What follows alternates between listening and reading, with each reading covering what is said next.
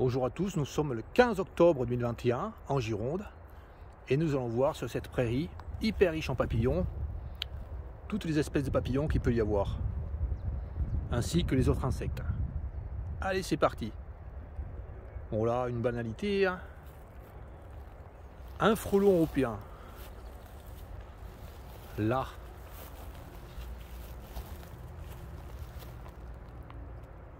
Il est en train de chasser les mouches. Il est vraiment très haut. Hein. Ah, je vous montre.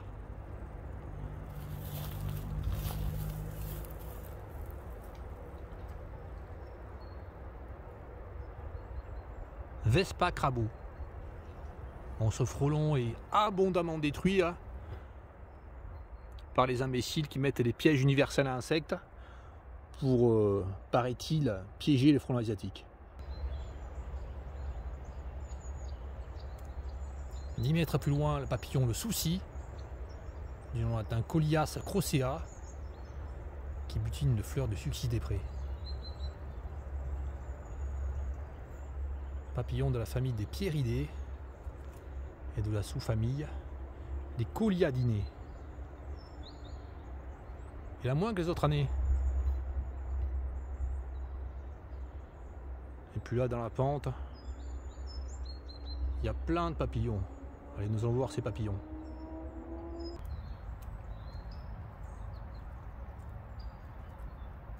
Une pierride de grande taille, blanche, qui fait à peu près 6 cm d'envergure.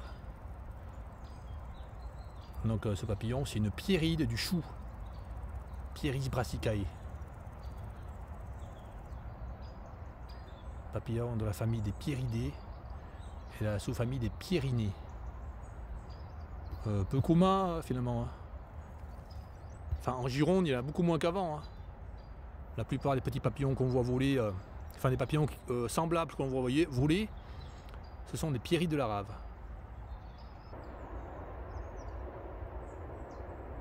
Les bourdons terrestres sont nombreux hein, sur ces sucis des prés. Hein.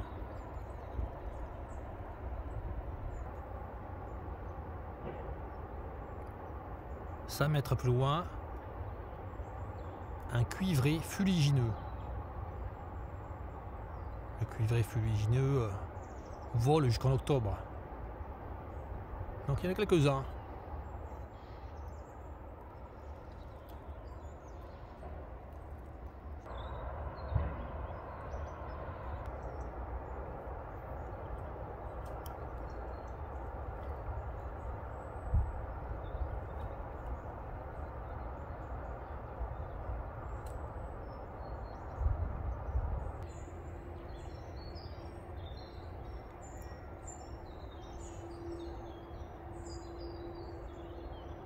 Un bourdon terrestre avec son cul blanc.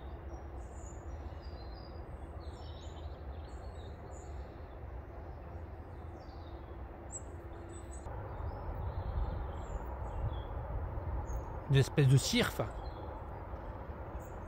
qui butine encore ses fleurs. Extrêmement butiné hein, par les diptères, les hyménoptères, les épidoptères, hyper butiné ces fleurs de sucis des prés.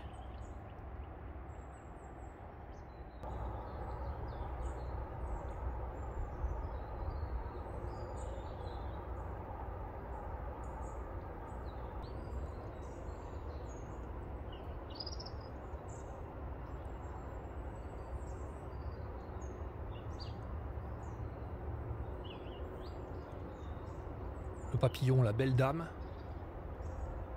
Nom latin Vanessa cardui, famille des Nymphalidae et sous-famille des Nymphalinés. Tribu Nymphalini.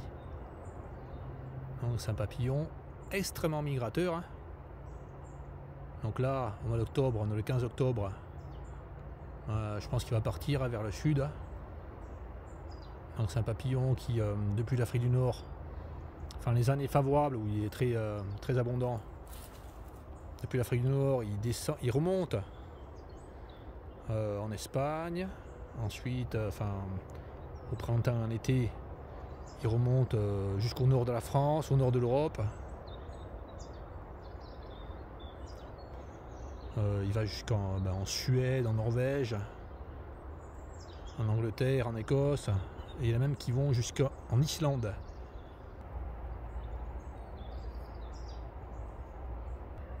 Donc là nous sommes le 15 octobre. Je pense qu'il fait une halte là, en Gironde. Et puis je pense qu'il va bientôt partir vers le sud. Ouais, pratiquement cosmopolite. Bon, il n'y en a pas en Antarctique. Je pense qu'il arrive en Arctique, hein. Mais depuis les États-Unis. Hein.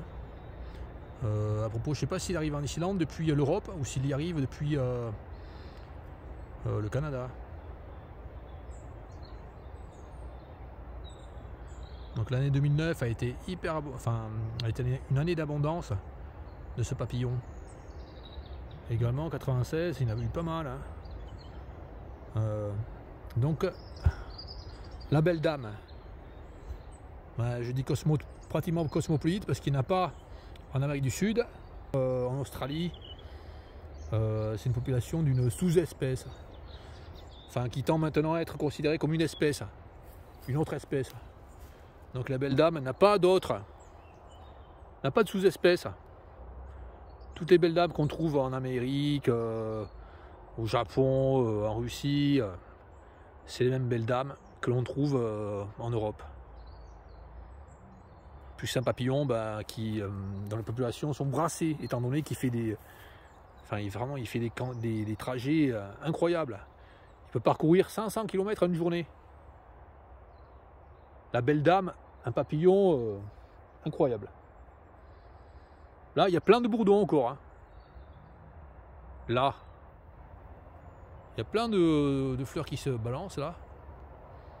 Et chaque fois qu'une fleur se balance, c'est un bourdon qui est dessus. Là. Là, c'est là.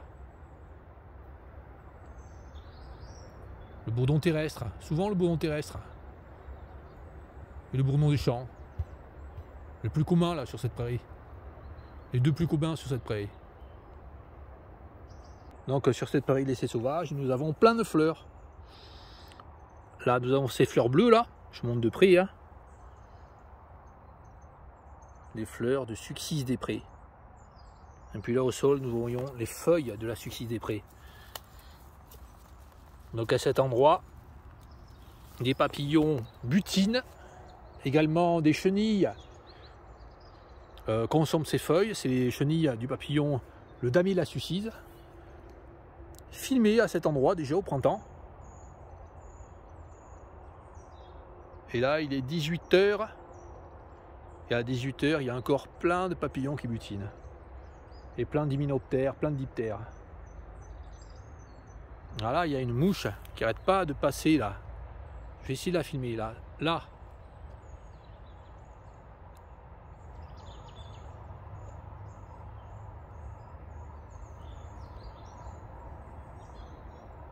Voilà, c'est là. Donc un diptère avec les bordures orange et des lignes, des petits points blancs.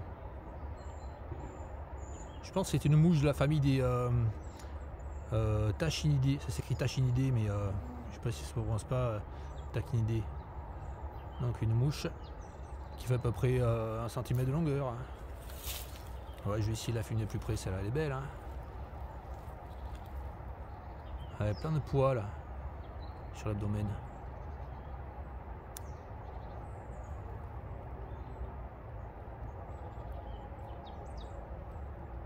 Bon, elle est partie un peu plus loin. À côté, là, nous avons un bourdon.